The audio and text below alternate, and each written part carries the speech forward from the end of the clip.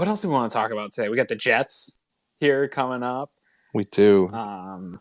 Man, I watched that.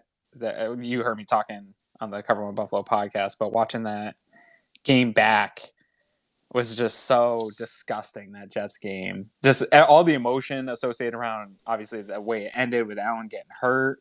But like, you even take that horrible emotional scarring away, like the Bills did everything they could to, like, kudos to the Jets. They made some plays on the ball. They did some good things in that game.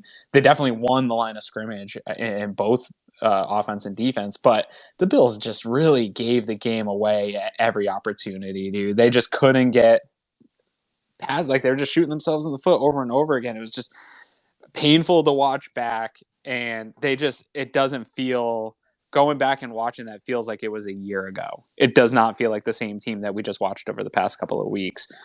Is that because they've been beaten up on some teams that they should be beaten up on, and the Jets really are as good as they looked against the Bills, or were the Bills really playing that bad? Like, how's that going to play out this weekend, do you think, Chris? I think both things are true. The Bills played a bad game. They should have won that game. I have a hard time rewatching games like that, even though, I probably should for the sake of discussion. Yeah. But no, I mean, they made a lot of mistakes in that game, but I think that it would be short-sighted, and it would be a little homery to not give the Jets their due. They do have a lot of talent on that roster now. I mean, I don't think that we're talking about a team that's going to make a run at the AFC East this year, right. But I think that they're in the wild card position now.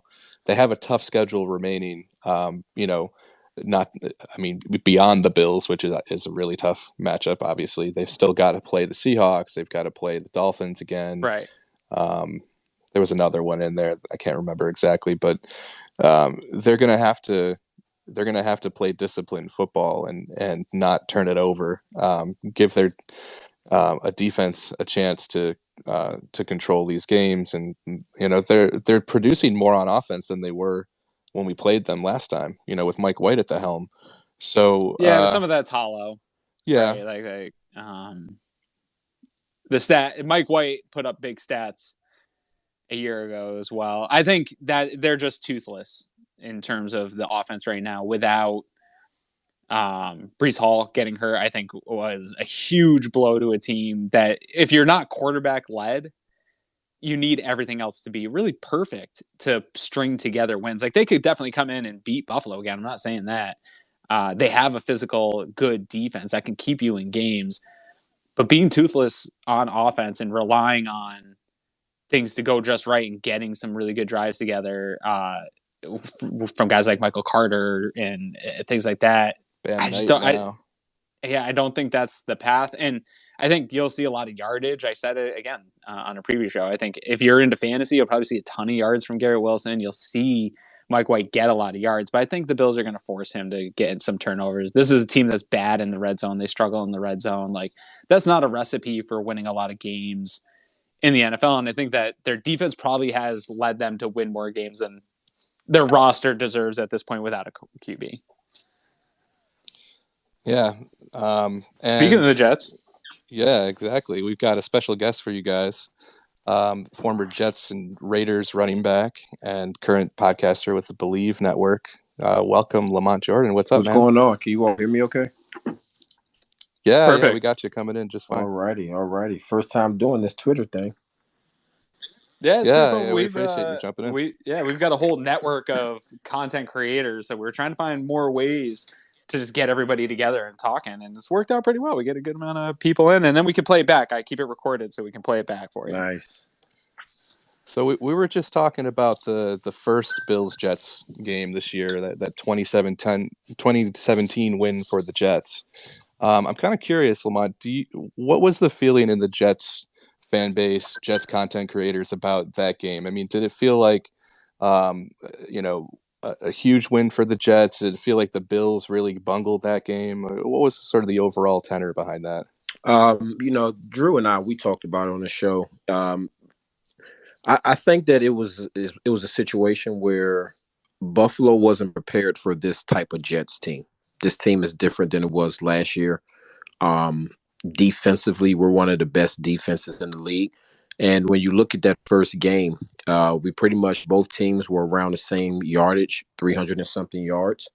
But the difference in the game was, I believe Josh Allen had 2 turnovers, and we didn't turn the ball over at all. And I think that was the difference in the game. Yeah, those turnovers were huge, and we're seeing now with Mike White at the helm, we're seeing kind of a tendency to turn the ball over. What do you think about that? Do you think that that's a trend that's going to continue? Well, I hope not, because we can't afford to turn the ball over this week and expect to beat this Bills team. I think about last year with the Bills, and you all can help me out with this. If you look at within the AFC East, and I don't know how many times the Bills have lost games to AFC East opponents, but last year the Patriots they put it on the Bills in the first game, and then that second game the Bills came out and showed everybody who the Bills are. Just this high-powered offense with the defense that I don't think gets enough credit. And this is what we have to watch out for this game. Hey, yes, the Jets, we beat the Bills in the last game, but this is a different game here. And so what we can't afford to have happen is the reverse of what happened in the first game. We can't have a situation where for the Jets, we don't generate turnovers, but we turn the ball over. If that happens, then this could be an ugly day for the Jets.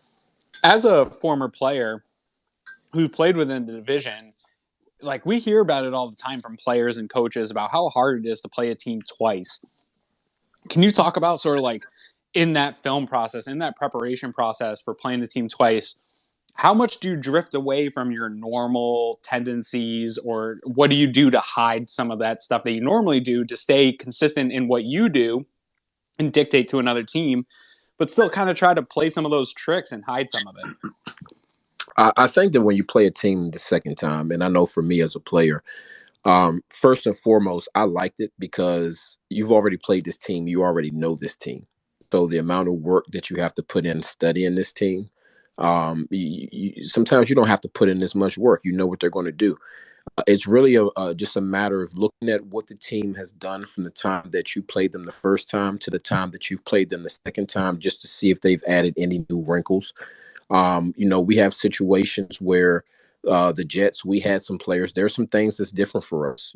Zach Wilson was started at quarterback in the first game. I don't think Corey Davis played in the first game. You look now, Mike White is quarterbacking now. Corey Davis is back for the second game. I know that the Bills have some injuries, and I believe they also have some guys coming back. So these are the things that when you're playing an opponent for the second time, these are the things that you look for. For the most part, a team's identity is a team's identity. Unless you're dealing with a team that's just really struggling, they're not in the playoffs they're out of the playoffs by now. So maybe you have to worry about them doing trick plays, throwing in some wrinkles. But for the most part, the Buffalo Bills are the Buffalo Bills. They're going to sling the ball all over the place. They're not really going to use their run game. And you have to eliminate their explosive plays. And defensively, against the Bills defense, you just can't make mistakes against the Bills defense. I've going back to last year, I was really impressed with the Bills defense. And even this year, although you have injuries, it's still an impressive defense. I like the schemes. I like the things that the Bills do defensively. I love hearing that, because I also don't think they've gotten enough credit over like the last 5 years of how hard it is to have a consistently good defense in the NFL. Is really difficult, right? With the way the league is designed for offense. Yeah, the league is definitely designed for offense, but that's why when you look at what the Jets are doing now, you look at the top defenses, that's why the Jets, that's why we're in a position right now where we're still, we're fighting for a playoff spot. This is a playoff game. For the most part, every game from here on out is a playoff game for us. And I think that it's the same way for the Bills when you're talking about the possibility of trying to fight for home field advantage. I'm going to tell you as a player, all right? There's one place. There are a couple of places you do not want to have to go play in late December, January, and that's Green Bay and Buffalo. Mm-hmm. I played in one of the coldest games of my life my rookie year. I believe we came up to Buffalo in late December. The turf was frozen. Snot hanging from your nose freezes, water on your lips freezes. Like, these are things that are a significant home field advantage for the Buffalo Bills. So for the remainder of the season, for us and for the Bills, these are all playoff games, because every game has some type of playoff meaning, whether it's us getting into the playoffs as the Jets, or you all as the Bills fighting for some type of home field advantage. The Jets fan base, outside of this particular matchup, I wanted to get your opinion because obviously I think everybody's now seeing that the Zach Wilson experiment is all but over.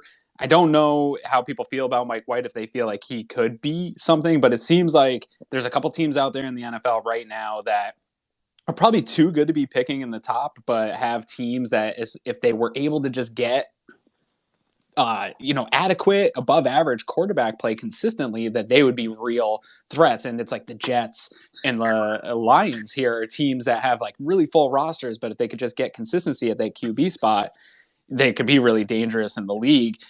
How are the fans balancing of being in that playoff run right now and being in the hunt to be a playoff team with how are you going to find that QB? Or do they think it could be Mike White? Is there free agents that people are eyeing? Are you trying to get up in the draft? Like, where's the fan base at to get that missing piece? Right now, it's a situation where we're just focusing on this year. Zach Wilson, he's still the quarterback. Let's make no mistake about that. I believe Robert Saleh, when he benched him, he talked about the reasons that he benched him. And those are things that we talked about on our show. Zach Wilson's technique was just horrible. His footwork was horrible. His timing was bad. He was not playing well at all. Except for that Bills game. He played exactly his perfect game that you want to see from him, right? Exactly, except for the Bills game. With that said, Zach Wilson has some work to do. And I know that a lot of guys want to draft high to try to get that quarterback, but the reality of it is, and this is just how I feel, you get these read option quarterbacks that come into the NFL, and when they were in college, everything was easy for them. It's you fake the read for the running back. If the linebacker steps up, you throw a slant behind. It's totally different when you're playing in the system where you have to be able to read a cover 2 versus a cover 3. You have to understand different route concepts. You have to understand looking to one side of the field, getting off your first read, and then getting back to the other side of the field and getting to your second read with time. And a lot of these quarterbacks coming out of college, they don't have that simply because the read option is not built. It's really not built for that. And I think that those are some of the things that you see with quarterbacks coming into this league. And if you look, with the exception of Kansas City and possibly Buffalo, and those quarterbacks, you look at the quarterbacks, Josh Allen and Patrick Mahomes, these teams that try that read option stuff, they just really aren't that good. They aren't that good. If you look at the teams that make the playoffs, the teams that win the Super Bowl, there's some type of traditional football that they play. And if you don't have Mahomes, if you don't have a Josh Allen, quarterbacks who have the legs and the arms to still stretch the field, even if they're rolling backwards, it makes it really hard to be successful. So when it comes to the Jets, right now, we're just focusing on this year. Robert Saleh and that staff has done a great job. If you think about where the Jets were when he took over, and you look at where the Jets are now, this man has come in and is changing the culture, and you can see it in the way his teams play. I got a kind of a follow-up to this, and it's more of a philosophical football question. Since you've been in these offensive rooms and seeing how offensive coordinators work, you're talking about this quarterback situation, and it's a very interesting thing to me sometimes where you have an offensive coordinator who has a system and a style. And in New York's case, I believe you have a quarterback that probably doesn't fit into that style that well. And that's probably where the hiccup in development has been for Wilson. Of he is more in that new age quarterback of a Josh Allen, Patrick Mahomes in terms of the traits, right? He can extend plays. He has a big arm. I don't know if he'll ever be those guys or put together, but he plays outside of the structure of the system. And they were trying to get him to play within a system that's that Shanahan style system, which requires you to get the ball out fast. It relies on you getting the ball into playmakers' hands and letting them do stuff. At what point in those conversations and in those meetings does the offensive coordinator pull back from being so strict into my system and you have to fit my system to playing to the strengths of the players? Like where are those conversations happening in rooms around the league? I have my own view on that. Mm-hmm. I've been coaching since I've been out, maybe the last 12 years. And even as a player, it's as simple as this. You're not going to go to the Patriots and tell Bill Belichick that, hey, I don't do this very well, fit towards my strengths. No, you're going to go in and you're going to run a system that's proven to succeed. As a player, I never liked being in a situation where we can't do what we do. We can't be who we are because we have a guy at the quarterback position that can't do everything. And so this is the National Football League. And I think too many times you see you see situations where you're trying to put in a scheme to fit a guy's to fit somebody's skill set, but if their skill set minimizes the amount of adjustments that you can make, then you're not putting your football team in the best position to succeed. So for me, especially at the quarterback spot, I've always been this. Give me a guy that's a drop back passer that can read the defense, that can get the ball out on time, opposed to a quarterback that their biggest attribute is that they can run the ball.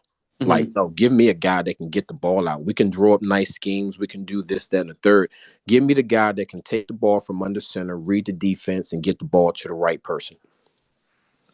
Let me paint a picture for you guys real quick. This is going to end with two questions for LaMont, but there's a setup, so just bear with me for a minute. It's October 2005. We're 6 games into the NFL season. The Buffalo Bills had just gone 9-7 the previous year and barely missed the playoffs. And now they're 3-3 and they're tied for first place in the AFC East with the Patriots, who are defending their second Super Bowl at this point. Now, we're only 5 years removed from the Music City Miracle, which means we're only 5 years into the drought. And there's hope around this Bills team. They're coming off a winning season. They're right there with the Super Bowl champs in the race for the East. They go to Oakland for a Week 7 matchup with a 1-4 Raiders team with few bright spots, aside from their running back, Mr. LaMont Jordan, who was in the midst of a career season that saw him get almost 1,600 total yards, 70 receptions, and 11 total touchdowns. Well, 162 of those yards and 3 of those touchdowns came in a 38-17 stomping of the Bills, who go on to lose 8 out of 10 games to finish 5-11 for the first of 9 straight losing seasons. So, Lamont, do you remember anything about that game, and did you know that you single-handedly crushed the spirit of an entire franchise for a decade? Well, I didn't know that I crushed the spirits of a franchise, but I do remember coming into that game thinking this is the Buffalo Bills. I remember playing them with the Jets. I want to get after these guys. I finally get an opportunity to start. I'm going to get some reps. We weren't doing well at the time. And, I think that I was a little disgruntled because I wanted us to run the ball a little more. I mean, there were games that I had 9 carries. And so somewhere between 9 and 11 carries. So the thing I remember about that game was that, hey, this is the Buffalo Bills. If I'm not mistaken, was London Fletcher a part of that team? Yeah, he was there. So I knew I had London Fletcher out there. I can't remember who the safety was. Gosh, who was the safety? Lawyer Malloy. Yes. Yeah, you juked him out of his cleats on one play in that game. Was Troy Vincent safety too? Boy Wire was there. I think he was in reserve role at that point, but gotcha. Yeah, so I just remember thinking, first of all, anytime as a running back, I'm playing against a team that has a safety like a Lawyer Malloy, a Rodney Harrison, a Brian Dawkins, basically somebody that has a hitter, my antennas are always up. Like, I wasn't a scat back. Like, I wasn't a guy that you had to worry about juking you too much. One thing I was going to do was lower my shoulder and deliver the boom. And so when you're playing against safeties like that who get 12-yard head starts, the only thing I'm thinking is, hey, let's just run. Let's just run hard.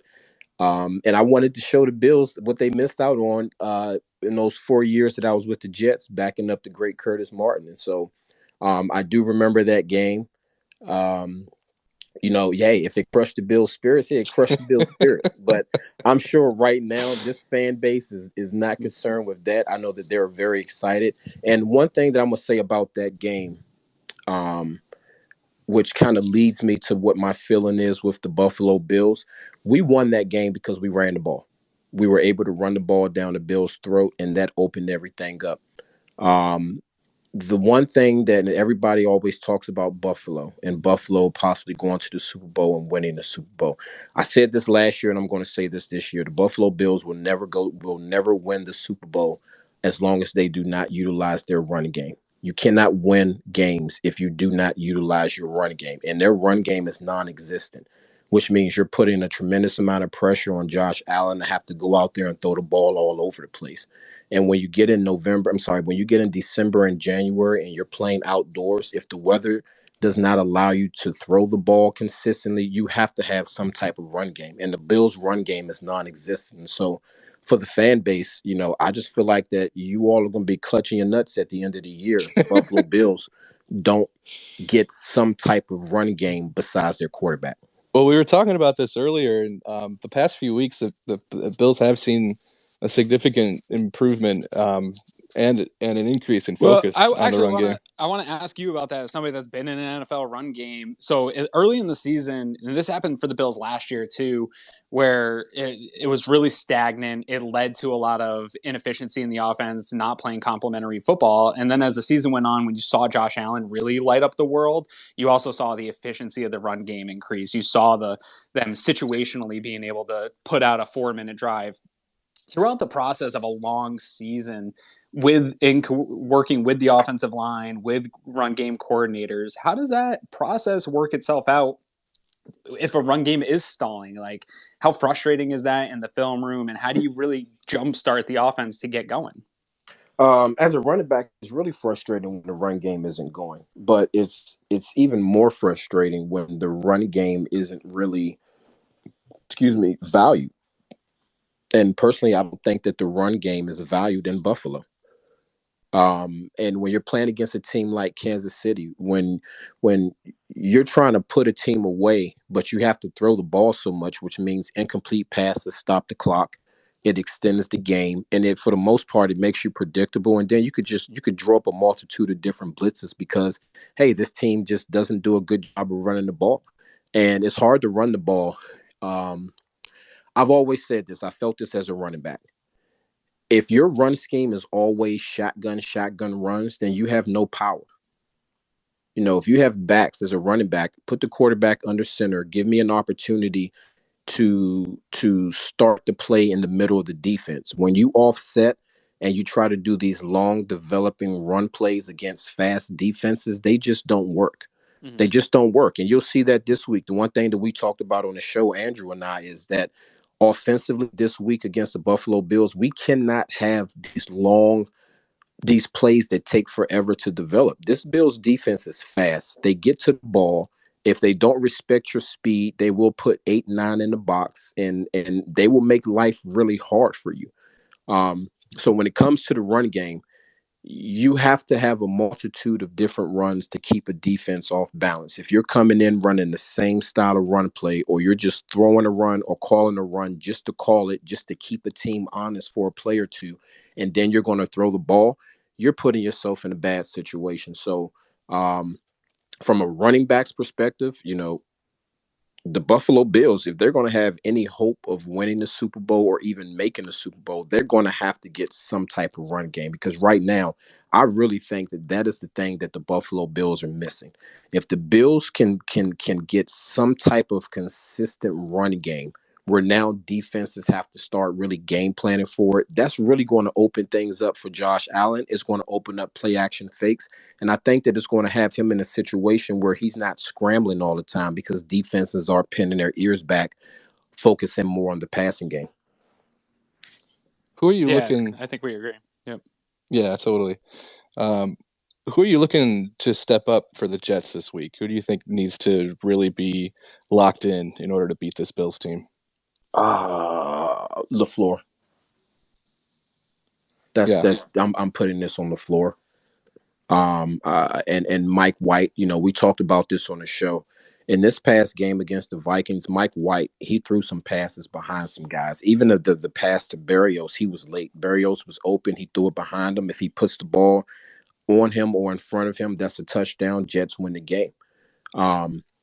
I'm looking at LaFleur and I'm looking at Mike White. Against the Buffalo Bills, you cannot throw the ball behind the the wide receiver. If you do that against this Bills team, that ball is going to get picked. I think the Bills secondary, when that ball is in the air, these guys are ball hogs. And they got Trey White and Jordan Poyer for this one. They didn't have them in the last game. Yeah, and so these are things that when you look at the 300 yards that we put up in the last game, you all were missing some significant people. This week is going to be a little different. So for me, I'm looking at Coach LaFleur. What type of offense is he going to run? What style? If we try to do the college gimmicky stuff that takes forever to develop, then the Bills' defense is going to make it a very long day for us. So I'm looking at LaFleur. I'm looking at Mike White. And then defensively, we just have to hit Josh Allen. This defense was built to stop one offense, and that's the Buffalo Bills, keeping Josh Allen in the pocket, eliminating him running the ball. And our defensive line are goons. The Jets' defensive lines are goons.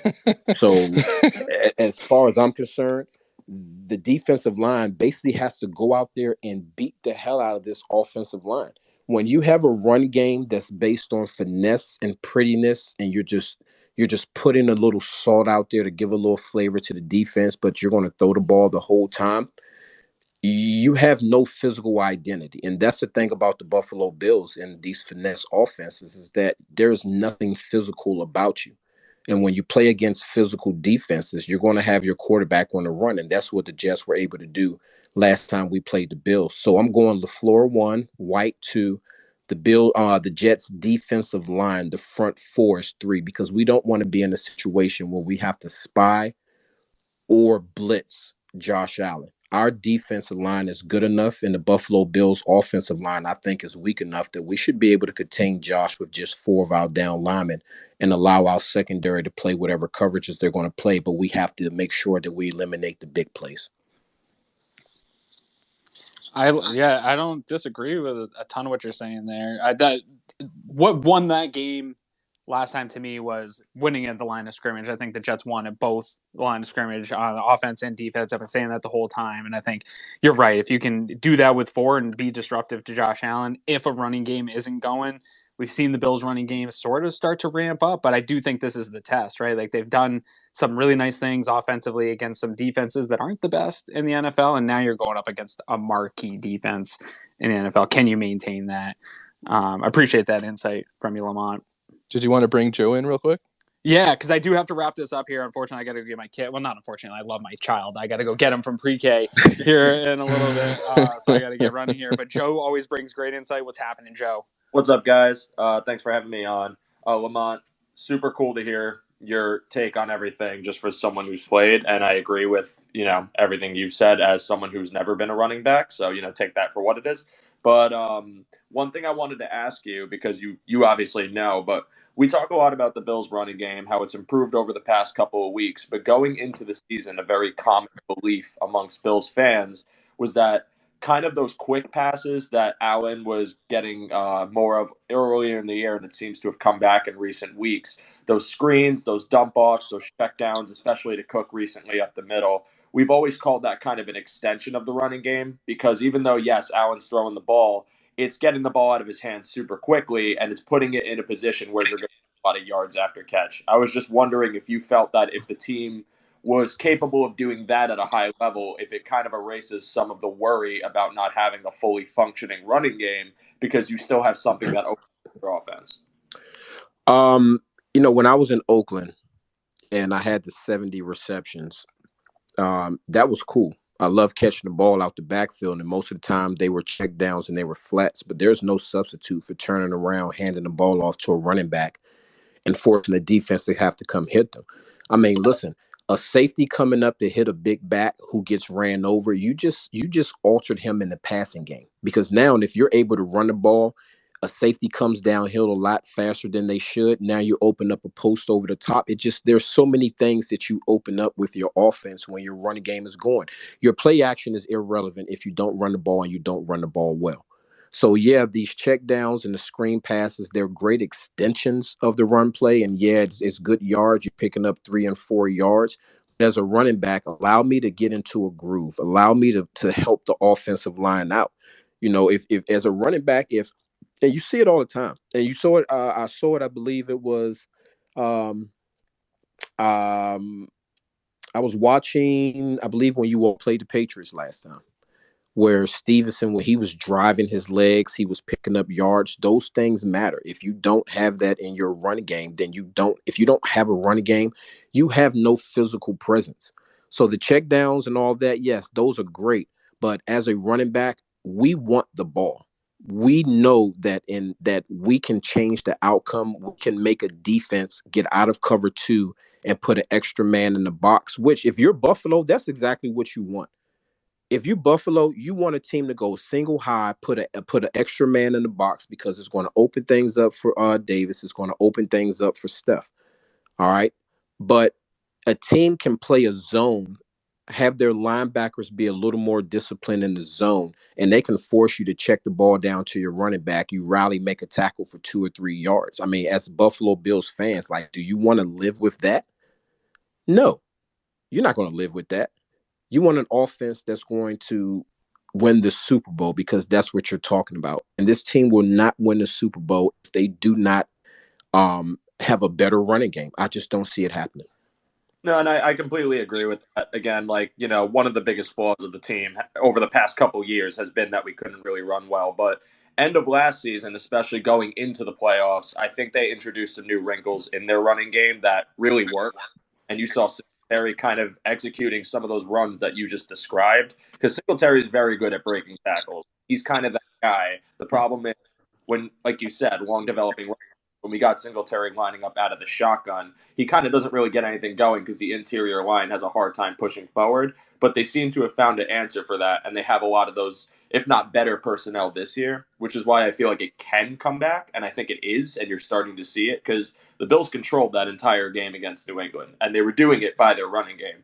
So I have that will continue, but again, completely spot on. I agree with all of that. LaMont, thanks so much for joining us. We really appreciate that. If you wanted to say sign off real quick, just hit the mic button because, like I said, I had to mute everybody. I was trying to get rid of some background noise. Okay, no, I mean, thanks again for having me on. As far as the Bills are concerned, good luck trying to win the Super Bowl this year without a running game because you really don't have one. And I'm looking forward to this game. And for anybody who wants to follow me, I'm on Twitter at Coach Jordan34. I'm on Instagram, LaMont Jordan _34. And I definitely wouldn't have any problem coming back next week if y'all want to do a recap of this game. Let's do it, man. Oh, cool. Thanks, man. We appreciate you stopping in. All right, no All problem. Right. Thanks for having me. Thanks for coming out, guys, and appreciate you guys. And we'll do this again soon. All right. Go Bills.